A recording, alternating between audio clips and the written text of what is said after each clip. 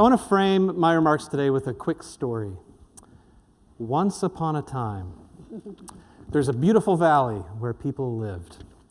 And the valley's full of flowers and grass, and it was beautiful. And people walked most of the places they went until one day a young man invented this amazing device called an automobile. People started driving these automobiles everywhere, and it was incredible. They got from here to there, they went fast. But people started to notice that the automobiles were kind of tearing up the countryside. So the people came together and they said, what can we do? We don't want to give up the benefits of this great new technology, but we don't want to completely destroy the countryside here. So let's make a compromise where we'll create these things called roads, and we'll make a law that says whether you're a truck or a car or a motorcycle or whatever you are, all the things with engines that go must stay on the road. And if we do that, we can carve out some roads, which will be a bit of a sacrifice, but we can keep the rest of the valley looking very pristine. Well, a couple of decades later, a young woman had another idea for a device that she called an airplane. She was really excited about this. It was going to get us even faster. It had different kinds of maybe lower impacts on the environment. She raised a bunch of money and got together, and at her announcement, the police showed up.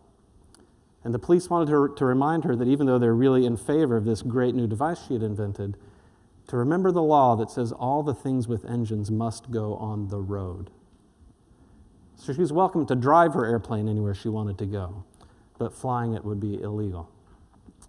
So what's the point of this little tale? The point is that the internet provides us with a set of amazing technical capabilities, things that we could never even dream of doing in the past. But long before the internet even was a gleam in an engineer's eye, there was some law that existed, copyright law. Copyright law that regulates things like copying, like creating derivative works, like distributing copies of works. And when you think about what the internet is really a giant sharing machine. It's a machine for making copies, for making derivative works, for making remixes, making mashups, for distributing those around the world instantaneously. And so there's a very profound tension between what copyright enables legally and what the internet enables technically. And in our battle for equity and for quality education, we're kind of fighting with one hand tied behind our back as we are caught in this tension between what we could be capable of doing and what we're permitted to do. So the idea that I want to talk about today and that we'll explore a little bit further on the panel is the idea of open educational resources.